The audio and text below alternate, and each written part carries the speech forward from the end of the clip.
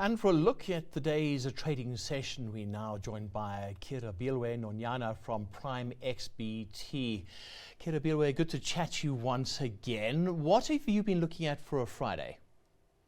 Yeah, I think it was just the difference in trading days between Thursday and Friday, which really what was a bit of a shocker because yesterday the platinum miners were perennially very weak because a strong dollar caused the price of platinum to sell off a bit. And I think it had a lot to do with a lot of profit taking.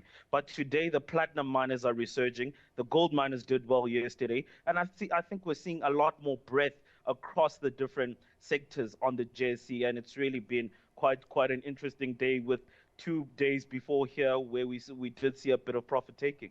Yeah, it's just very interesting being South African at the moment because of what's happening with the dollar and Venezuela. We're sitting back and we're smiling. We're seeing gold climbing once again. And like you said, those platinum producers are also benefiting. I think that you're going to see miners across the board benefit, but I think right now the only way people are looking at how to diversify the systemic risk, which is being caused by geopolitical crisis by the US and Venezuela, and the US saying that they might attack Greenland, is by actually having precious metals as a fundamental bedrock of their portfolios.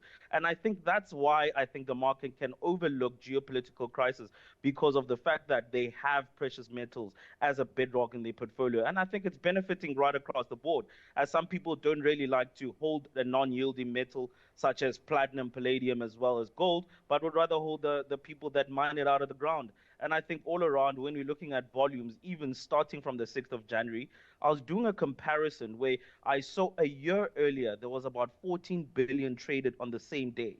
This year, it was almost close to 30 billion on that day, which shows there's quite a lot of foreign interest as well. Yeah, no, it certainly does. All right, now that's the one big thing happening. The other mega thing happening, Rio Tinto and Glencore. I mean, that's going to be huge if it happens.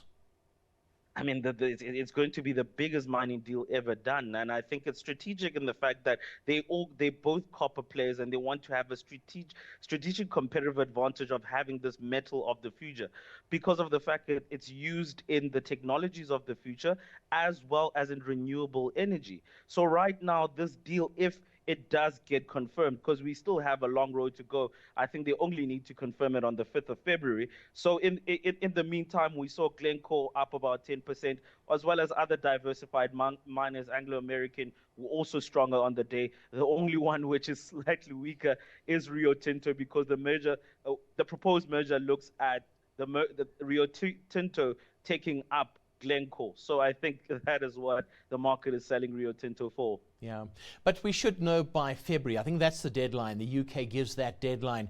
If there's no agreement, it's just walk away.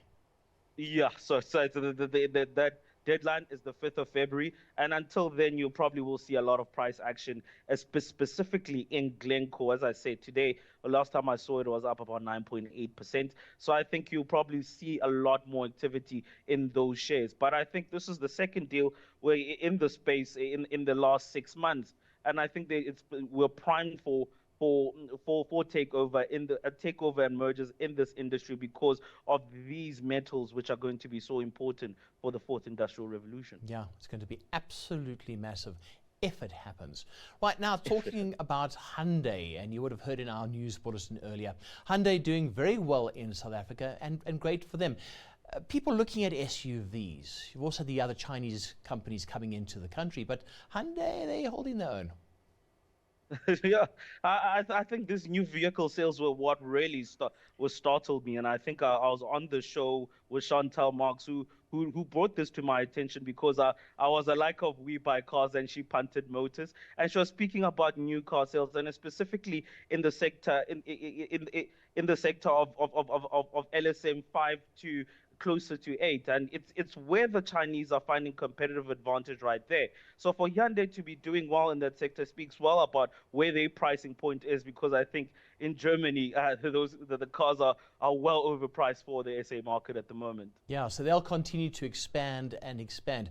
And you'll also see the other players also expanding as well. It's interesting you say that, because there's that trade deficit at the moment considering the other BRICS countries, and we're not getting bang for our buck. We're not getting a lot out of the deal. Maybe we need to renegotiate our BRICS sort of trading deals with our BRICS partners. What are your thoughts? I think so too. In the future, we hold quite a strategic importance for BRICS, specifically because of the fragmentation of some of the metals we hold. I mean, looking at case in point, palladium and platinum, and the fact that those are so tightly controlled between Russia and South Africa that we need to become a better and more important player in the BRICS nation. And I think the beneficiation of that block of BRICS is something that we need to also, our Department of International Relations, as well as our Department of Trade and Industry, need to look at the fact that we have specific characteristics such as the youth dividend on the African continent, of which South Africa can be used as a launching pad for the rest of the BRICS countries into Africa. So beneficiation of our minerals is something that we as a country and as a people need to be definitely pay attention to. Right, we've had our full first trading week of 2026. What is your stock pick then? My stock pick is actually cash, and I'm keeping my cash in US dollars. Why I say that is that the dollar has been perennially very weak going into the last block of the year. And right now, when I was looking at the technical chart of the Rand, it is sitting on the relative strength index, sitting at overbought territory. So right now, I'm taking some of my Rands and buying some dollars as a short-term trade for right now. So cash and United States dollars is my stock pick. You might be buying some more dollars as we go towards Greenland and things like that. Kearabilwe, thank you so much. Good to chat to you once again on the close. And that was PrimeXBT's Kearabilwe Nonyana.